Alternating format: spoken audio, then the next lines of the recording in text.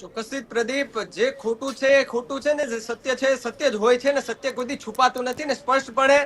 જ્યારે પણ જો સત્ય બહાર આવે તો કદાચ ભારતીય જનતા પાર્ટીના દિગ્ગજ નેતાઓના નામ પણ સામે આવી શકે છે, પણ એ નિર્લિપ્ત રાયની તપાસના જે ખુલાસા બહાર થાય, બહાર આવે તો ખબર પડે કે આ ઘટનાની અંદર શું સંડોવાયેલા હતા, કયા નેતાનું નામ હતું, શું ખરેખર જે આરોપ લગાડવામાં આવી રહ્યા હતા એ આરોપો સાચા હતા કે કેમ, ભ્રષ્ટાચાર થયો હતો કે કેમ, આ બધી જ વાતો અને જે લગભગ જે આંકડાઓ જે દર્શાવવામાં આવ્યા હતા એ રીતનું જે કામ થતું હતું કે કેમ, એને લઈને પણ સૌથી મોટા સમાચાર સામે આવી શકે છે. પણ જેના અંગત મદદનીશ છે એ નિહાર કાલાવાડિયા, કે જેને પોસ્ટ મૂકી હતી એ સમયે પ્રદીપ, કે મોર બોલી ગયા, કુકડા બોલી ગયા, બધી જ વાત છે. તો પછી મારે પણ એ તંત્રને અને પોલીસને વિનંતી છે, સરકારને વિનંતી છે કે જ્યારે એક ગુજરાતની એક દીકરીનો વરઘોડો નીકળતો હોય છે ને, ત્યારે એ ધારાસભ્યના પર્સનલ આસિસ્ટન્ટ એટલે કે પીએ એવી પોસ્ટ મૂકે છે કે આજે તો મોર બોલવાને બદલે આજે તો કુકડા બોલી ગયા મોર અહીંયા અમરેલીની અંદર. આ કઈ ભાષાનો ઉપયોગ કરે છે જ્યારે એક દીકરીનો